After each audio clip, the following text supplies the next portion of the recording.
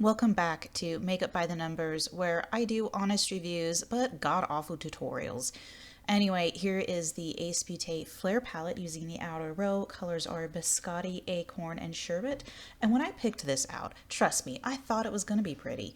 I didn't know I was going to make an ugly eyeshadow look, but that's exactly what I did. So if you want to see how I made this kind of like acid, poopy brown eyeshadow look, this is what you're going to see.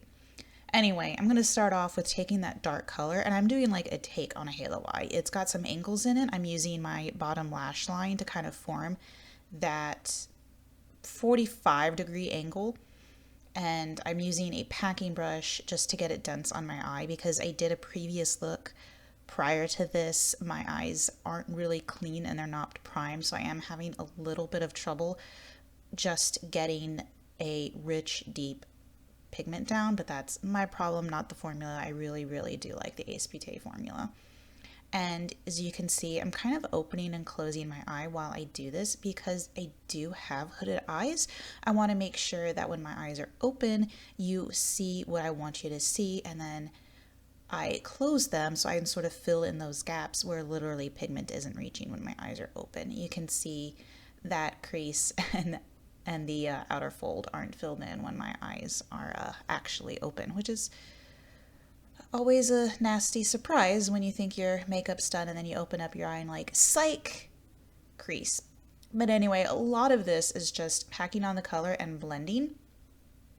So I decided to cut all that out and cut right to me filling in with that sherbet color, which is a lime green. And I kept my slanted halo open at the top, but you can obviously do it whichever way you think is more flattering. I was not happy with the pigmentation I was getting on my brush. Again, remember my eyes are super dirty at this point in the evening, so I'm using my finger and I'm really happy with the lime green coloration. That looks a lot less muddy on my eyes. And then I'm going back in with a packing brush just to make sure I get nice, smooth, blendable edges. I'm also tilting my head back so that I can really tighten out my skin and actually get my brush to put down a pigment, which is the story of my life, is tightening out my eye skin.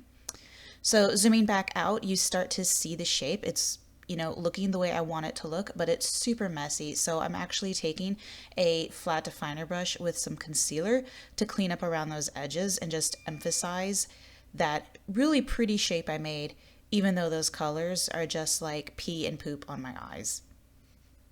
Now that I've got that all cleaned up, the next step is to actually go ahead and move on to my under eyes. I probably could have waited to clean up the concealer till after this, but it's fine, it'll work out.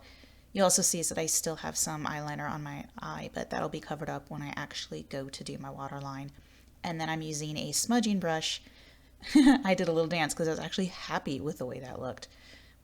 Just to get a nice soft but controlled line, and the inner corner highlight was the Biscotti shade that I told you earlier. Now, ironically, my other look I did with the Violet Voss palette and the Flair palette when I'm doing the Flair palette, and I really wanted a shade from the Violet Voss palette, so it's funny how that works out sometimes.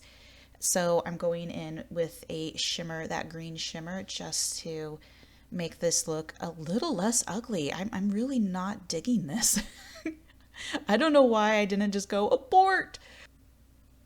But anyway, since I have apparently decided to commit myself to this grunge look, I am going overboard with the blending.